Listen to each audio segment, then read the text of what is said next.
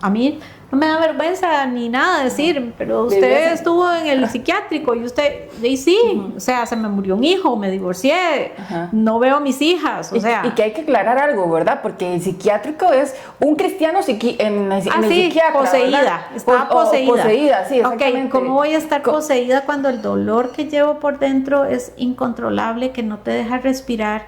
Y además de eso, creo que parte de lo que les decía es que lo primero que hice fue trabajar autoestima, pero también ansiedad y depresión. Cuando hablamos de la depresión en un cristiano es casi algo... Pero eso entonces, ¿verdad? ¿usted cree que entonces ese tema, ¿verdad? Psicológico en la iglesia no se da? No Hoy en día sí, porque ya vemos un montón de personas que son psicólogas cristianas, que están haciendo un trabajo increíble, ¿verdad? Y yo entiendo que también las iglesias se están dando cuenta de esta importancia. Pero, ¿cómo lo viviste tú, verdad? Porque la gente todavía habla, toda la gente dice, no, solo un momento, o sea, si sos cristiano tienes que estar bien, ¿verdad? Tienes que estar con la mentalidad, la salud mental bien, porque tenés a Dios en tu corazón, ¿verdad? Pero partimos de que, pucha, uno no es de hierro, ¿verdad? Uno también tiene sentimientos y emociones que también son dolorosas y que a veces no sabemos cómo enfrentar eso. Creo que parte del tema, para después cerrar en el propósito, pero lo que sí es importante es que cuando nosotros entramos en el tema de la parte psicológica, yo crecí creyendo, porque eso era lo que a mí me enseñaron y yo no estoy discutiendo acá si es bueno o malo. Y esto es algo que quiero que quede muy enfatizado. Yo estoy hablando desde lo que me sirvió a mí y desde lo que yo viví, no desde lo que me contaron. Yo crecí estudiando liberación y sanidad interior, leyendo todo lo que se podía leer, aprendiendo todo lo que se podía aprender, practicándolo tanto en mí como en otros, y en esa práctica estoy hablando a nivel, digamos, de un ritual que se trabaja en las iglesias, orar por la persona, ayunar, utilizar todas las herramientas espirituales, ¿verdad? Para que esa persona sea sana a través de la oración, de la liberación y de todo lo que cada iglesia como lo acostumbre a hacer. Pero cuando yo logro entender que a pesar de todo eso,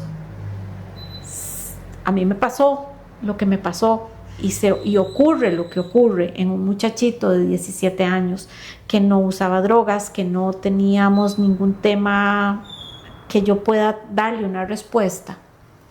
Entonces a mí se me empiezan a caer todos los naipes del castillo, porque entonces no entiendo qué es lo que está pasando. Y nadie me lo puede explicar tampoco, porque podemos hablar de que es la voluntad de Dios y entonces, y ahí se empieza a nacer otro colocho del que no vamos a entrar porque sería otro tema. Pero yo aprendí después de años de terapia con muchos otros psicólogos, y no son demasiados, pero sí han sido procesos largos que me encanta, porque ya llevo como unos 5 años de estar manejando con diferentes temas, porque creo que cerramos un tema para empezar otro, entonces y cada uno tiene su especialidad y nos da herramientas para mejorar, que esa es la idea, mejorar, sanar y ser mejores seres humanos, porque creo que Dios, y a través del mandamiento que es el más importante, que yo tengo que amarme a mí misma para poder amar al otro, ¿verdad? Y si yo no me amo a mí, entonces eso de amarás a tu prójimo como a ti mismo significa que yo primero tengo que trabajar mi autoestima. Si yo no trabajo mi autoestima, si yo no estoy estable, si yo no estoy bien y manejo ansiedades terribles o depresiones, ¿cómo voy a amar a otra persona si no me amo yo y no me doy tiempo para mí? Y cuando empezamos ahí podemos hablar del tema del ego, porque nos hablan de egos, y entendamos que yo primero para poder darme a otro. Entonces tergiversamos a veces las palabras y nos damos otros momentos. Precisamente por eso es que yo traté de irme identificando y ayudando a la gente a vivir mejor. y ahora le llaman coach de vida, pero en realidad uno lo que hace es aconsejar a la gente, darle mentorías o darle, dependiendo, porque no es lo mismo ser un coach que un mentor, pero ahí vamos estableciendo qué es lo que necesita la persona. Pero lo importante acá, y de lo que yo te decía que aprendí, es que con todo esto, yo soy muy tomadora de café.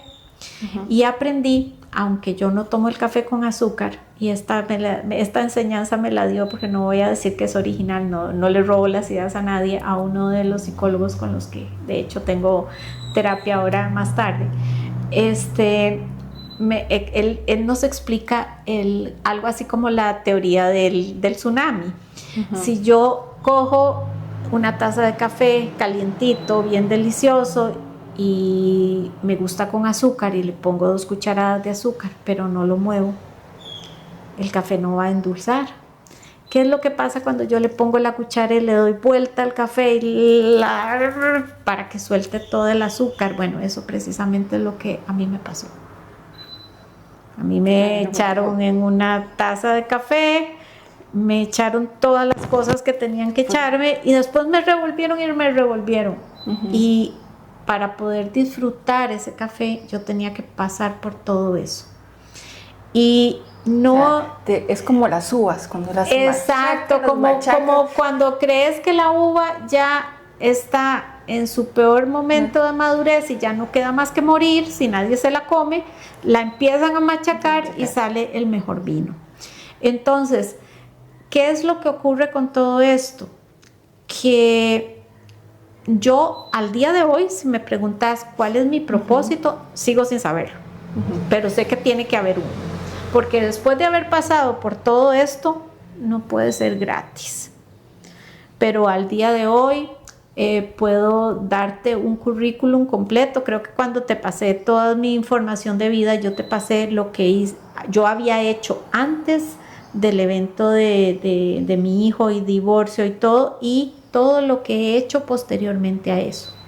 Eso significa que no solo es, y entiéndase aquí, no malinterpreten los religiosos, no es que no haya mano de Dios en esto. Claro. Es que yo tengo que haber tenido la fuerza de voluntad, sea inspirada por el Espíritu Santo, sea por mis ejercicios, sea por lo que sea, pero tiene que venir de nosotros. Hablábamos ahora, cuando estábamos preparando esto, hablábamos de la dependencia de Dios y ahí entrábamos en una disyuntiva, en una dicotomía, porque yo no comparto el hecho de una dependencia absoluta de Dios en el sentido en que yo tengo que ser un sujeto activo en mi propia vida. Dios está ahí, pero yo también tengo que poner mi parte.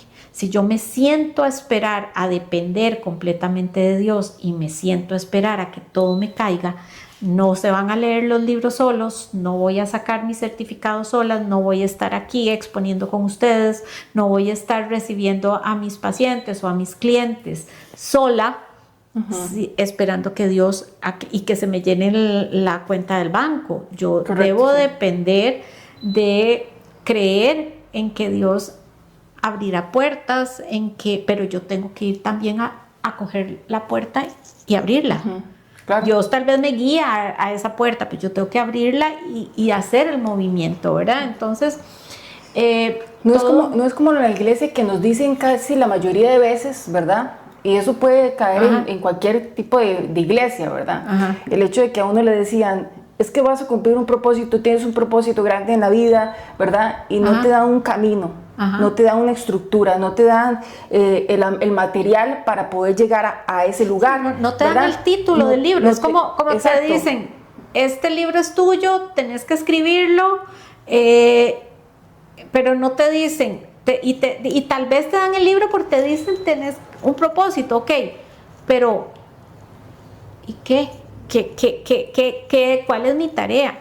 Yo sé desde toda una vida que mi tarea ha sido siempre trabajar con mujeres, porque es parte de lo que una mujer necesita a veces. No es que le den plata, es que le digan cómo, o que le digan por dónde, que le faciliten, que le abran ciertas puertas. Entonces a veces el encontrar el propósito, tal vez todos lo sabemos y necesitamos elegir. Una de las cosas, y creo que esto es parte de ese propósito, me decía también este psicólogo, que de verdad es como un ángel que Dios ha puesto en mi vida, que cuando nosotros creemos no tener dones, y sabemos que los dones son regalos de Dios, entonces cuando nosotros entendemos que el don y es lo que más nos gusta hacer, ese don es lo que nos tiene que dar de comer.